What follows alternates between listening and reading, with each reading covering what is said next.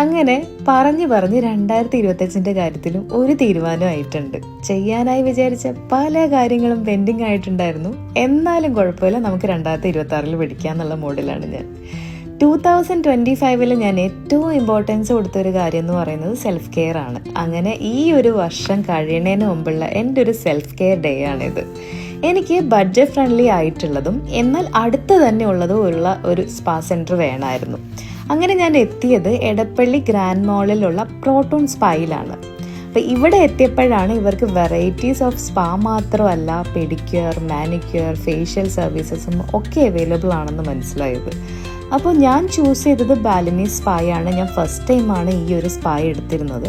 അപ്പോൾ നല്ല professional and quality സർവീസാണ് കേട്ടോ ഇവരെനിക്ക് പ്രൊവൈഡ് ചെയ്തിരുന്നത്.